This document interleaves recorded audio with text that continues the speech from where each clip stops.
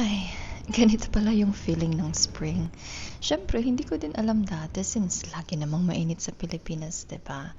Pero pag na-experience mo na yung cold and harsh winter, yung hindi lang laging winter wonderland ang peg, yung tipong gigising ka ng alas 5 kasi may early shift ka pero madilim pa din sa labas. E paglabas mo alas 3, ay madilim na naman ulit. At yung nakatayo ka sa bus station sa sobrang lamig, ang tanong mo talaga sa sarili mo, kailan ba ulit may araw? Ang emotion ko lagi, no, pag andyan na yung spring, parang, ay, sa wakas, nalagpasan ko na ang winter. Ito na yung bagong simula. May bagong umaga. So tara at enjoy natin ang spring dito sa Germany.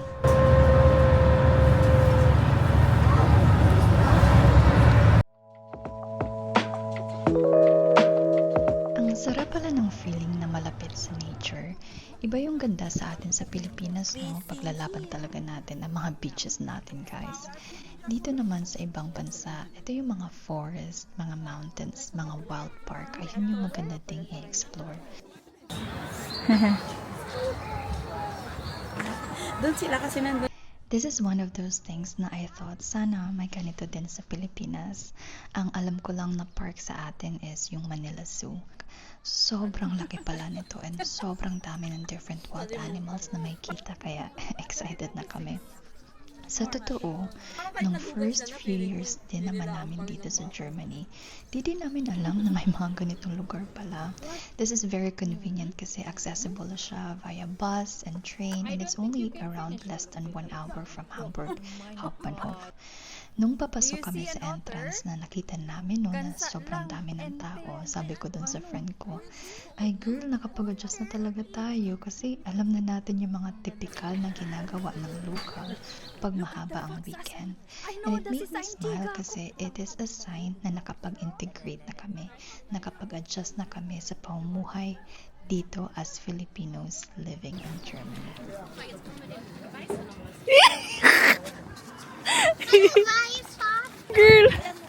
Girl, naramdaman ko.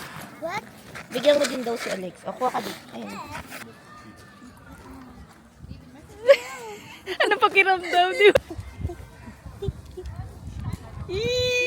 Bakit may sis ka sa mata? Ay? Ayun o. I-drain na natin yan. Wow, Alexander, look, ang taas-taas ng ibon. Hindi na makita ng camera. Yes, it's so high. Ay, ang ganda. Look, no? Ang blue ng clouds. Ah, wow.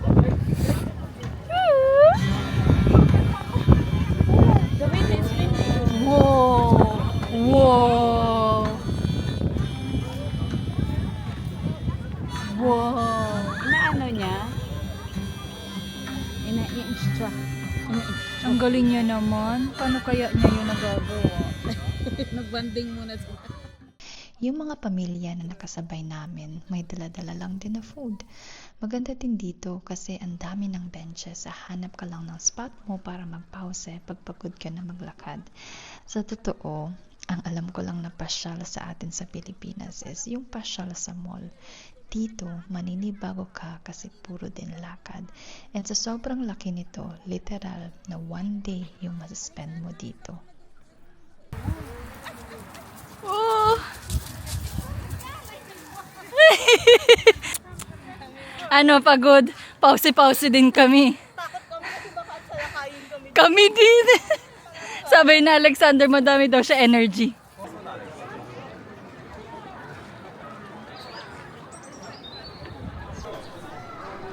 If you'll be interested na magpasyal din dito either as a group or solo, I would suggest na magdala ka ng pagkain. They have cafe and restaurant but it can be really crowded. Bring drinks for sure kasi mauhaw ka sa lakad and try to be present and feel the nature.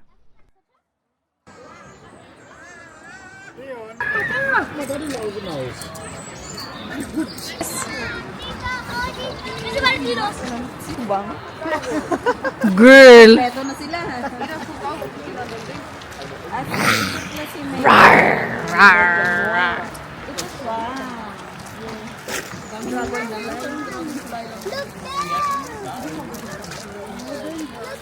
Where?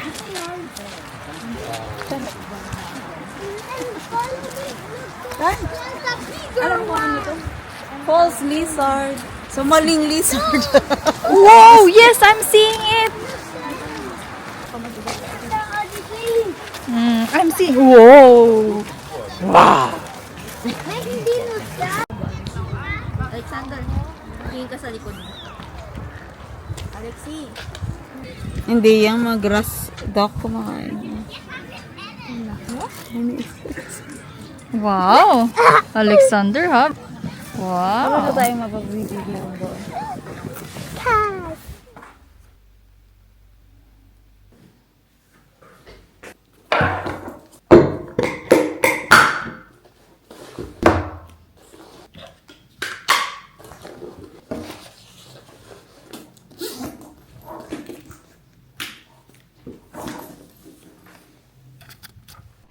Alam mo yung one day off ka lang, tapos instead na magstay ka sa bahay, ang ganda pa naman ng araw, naisip mo na lang lumabas. Eto yun. Lalabas tayo! Plantain and Blumen is just within the city, so ma-access mo siya with bus, U-Bahn, S-Bahn. And one of the realities if you wanted to work abroad is you have to be comfortable being alone. Kasi sa totoo, mag-isa ka. Solo ka dibang nag-process ng mga papers mo, nagpakahirap mag-aral ng language. For sure, swerte ka if may makilala kang Filipino who turned to be good friends sa journey mo, pero minsan, may kanya-kanya din namang mga lakad, iba-iba din ang duty, and for me, it's also healthy na mag-spend alone. And gusto ko, handa ka din doon.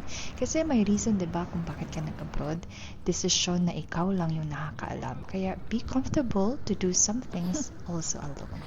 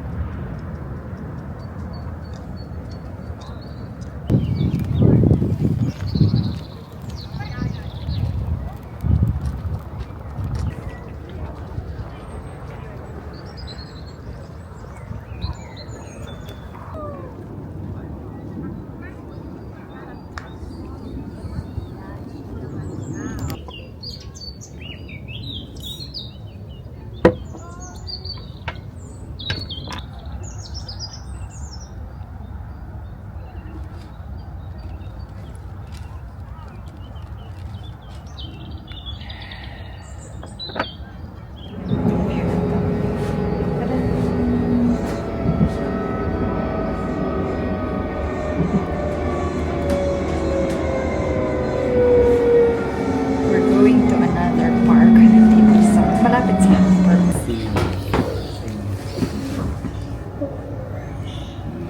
It's still cold outside pero kaya na ng yaka, hindi na yung pangmalakas ang winter. So ayun, makakapag-enjoy tayo.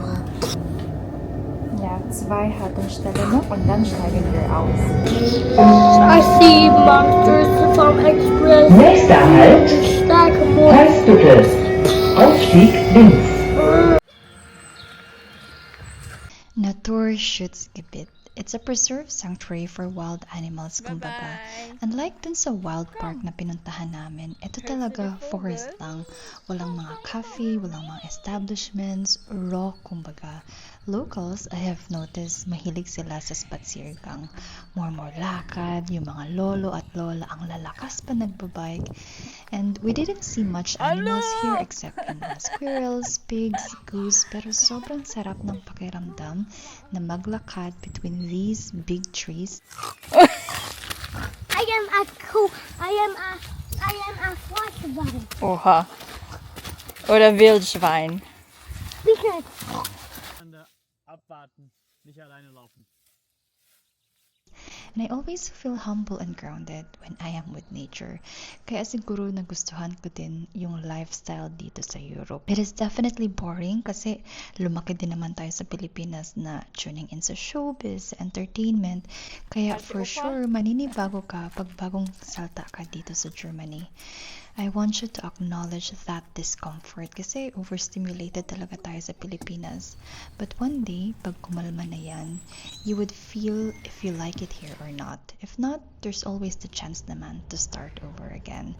I hope nagustuhan mo yung journey natin, exploring spring and activities na pwede mong gawin din dito sa Germany. Thank you so much for always supporting the channel. This has been Odyssey and I'll see you in the next. Cheers!